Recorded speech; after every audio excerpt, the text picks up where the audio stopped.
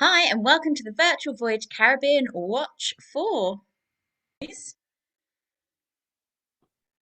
Hi.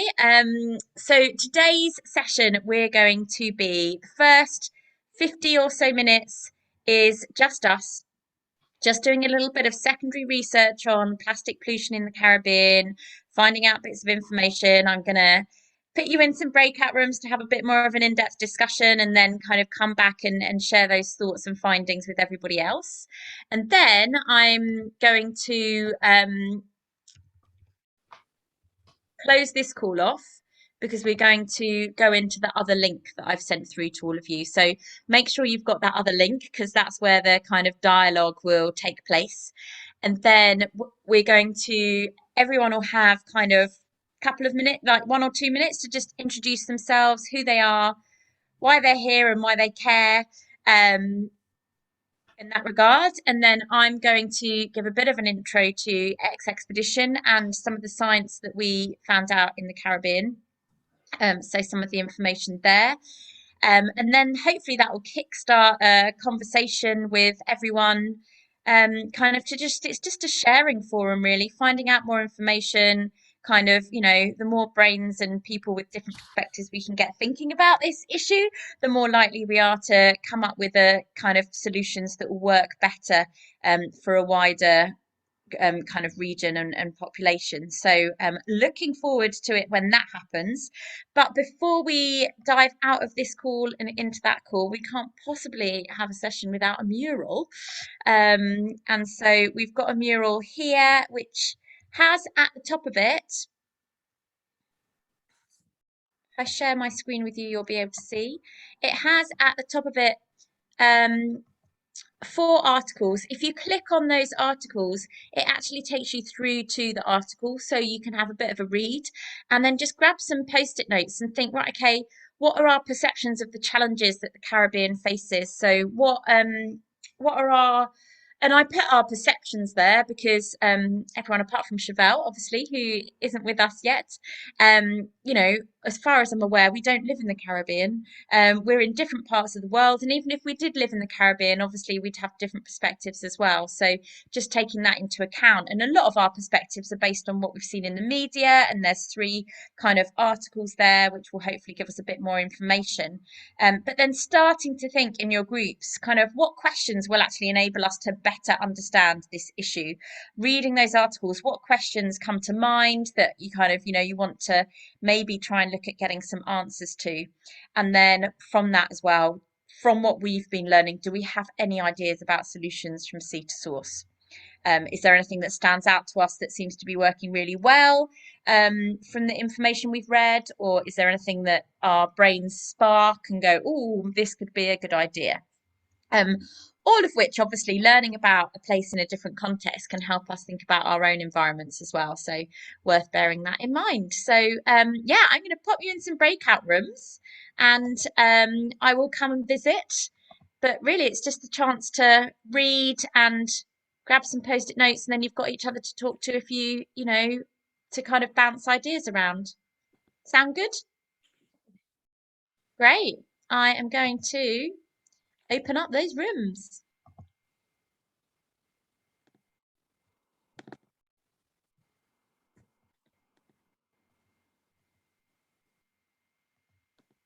See you shortly.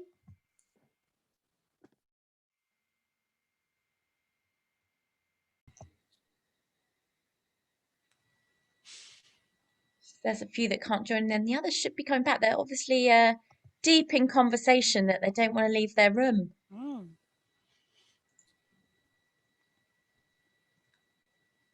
So what did you, whilst we're waiting, what did you think was the most interesting point, or what were you getting het up about?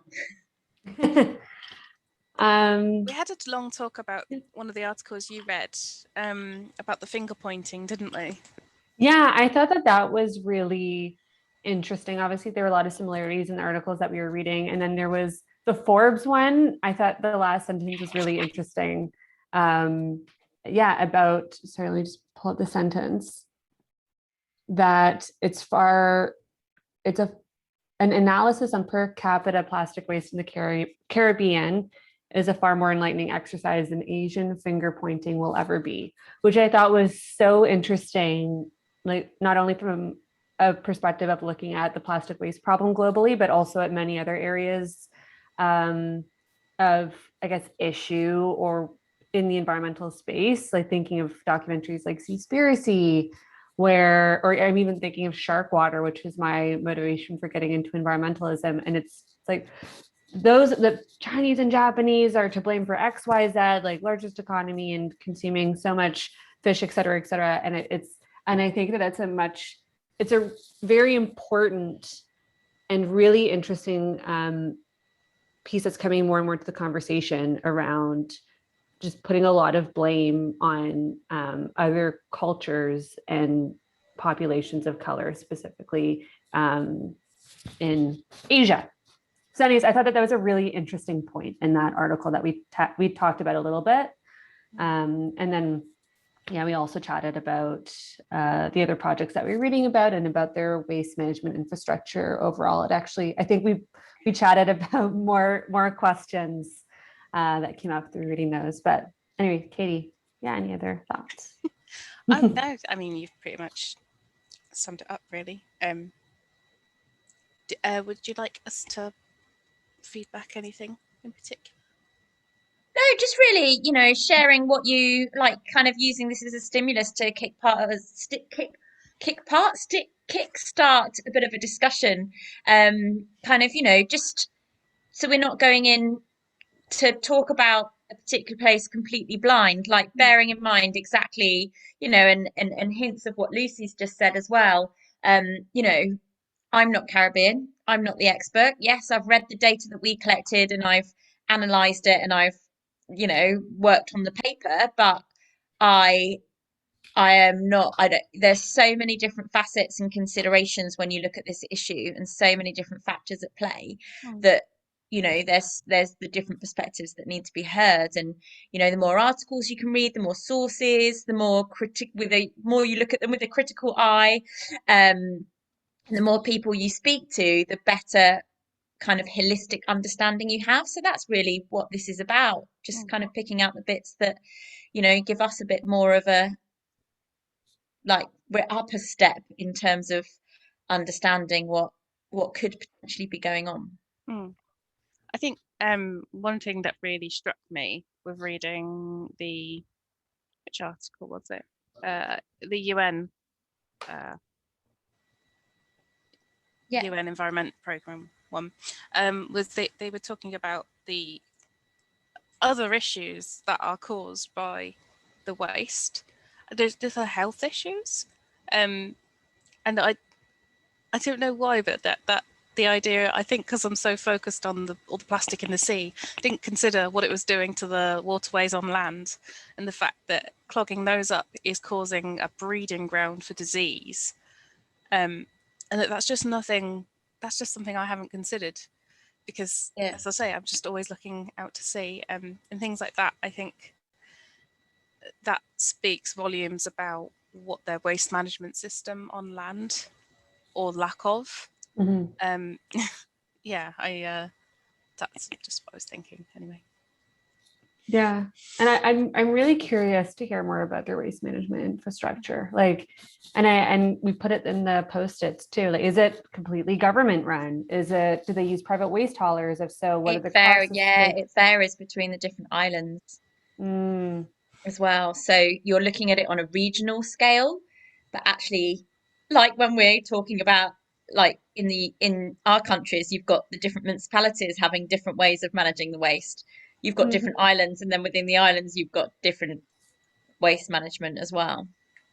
So yeah, I mean, but I'd love to hear more, and I'm sure we will get to find out more as well. What about the other team? Have you got any thoughts that you want to share? Yeah, so we had going back to the questions part. Yeah, just a lot of questions about what their waste. So we were kind of more specific, is there infrastructure for incineration? But yeah, definitely looking at overall, what is it like? What kind of infrastructure do they have in general? do they have there? And also we want to know, is the waste coming primarily from residential population or the tourists?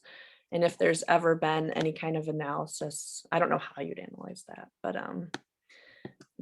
that was a really big question we had. And Sandra, I don't know if you want to speak on, because you mentioned seeing the sailors dump plastic. So yeah, I've had many an argument with many a skipper on waste at sea. Now, sailors know they're not supposed to do it. There are laws, they know, but many still do. And they just, the excuses range from everything. Well, it doesn't matter, it's only a little bit. And oh, well, it'll biodegrade. And well, we haven't got room to store it on the boat. But skippers are terrible, and left to their own devices and not reminded often, then that waste will go overboard. Yeah, there are a lot of skippers, not all of them, but there are,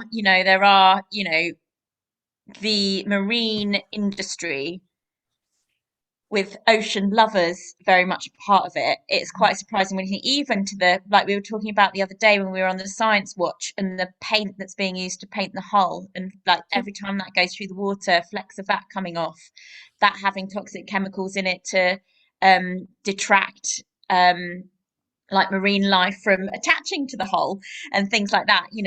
It's often those like more subtle impacts that you don't necessarily consider unless it's pointed out to you as well. So yeah, and like we were saying the other day, everything we do has an impact on the planet. So it's about working out where you can minimize and mitigate those impacts to the best of your ability within whatever means you've got, whatever sphere of influence you've got.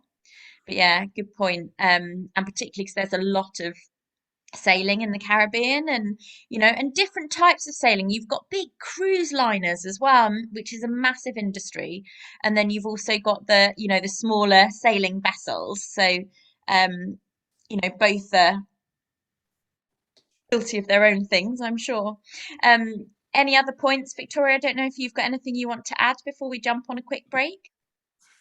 No, I think that was really our biggest one as far as questions and stuff. And I think one of the things we were talking about too was if that PWFI, if it's going to expand to other products, because now it seems focused on plastic bags. And is there a way to kind of expand that out to kind of ban just more, if not all, single-use plastics in the future? Yeah, brilliant. Thank you. So, to give you a very quick rundown of who is hopefully joining us on the call. Always scares me, these calls, because I always think you dive into them and people can just choose not to turn up. So I always have a slight panic attack around about this time that nobody's going to be on there and it's just going to be me. But we've got hopefully Heidi, who's one of the head advisors at the Commonwealth Blue Charter programme, working a lot in the Caribbean region, and the Commonwealth Blue Charter is one of our partnerships that we're working on with in terms of messaging and supporting and networking around the world, particularly in Commonwealth nations, most of which are very much coastal nations and island nations. We have Juliet Carvajal coming as well, who founded an organisation in Aruba called Impact Blue, doing a lot of work around kind of forcing Aruba's plastic bag ban and some of the other items that have been banned. And she's elevated that to then look at some scientific research, which I think has been thwarted somewhat by COVID, but then also looking at doing kind of reusable takeaway containers in the city, and lots of other initiatives as well under the umbrella of Impact Blue. I actually sailed with her in the Caribbean, from Antigua to Bonaire and Aruba. So she's going to be joining us as well, and she's an ex-expedition ambassador.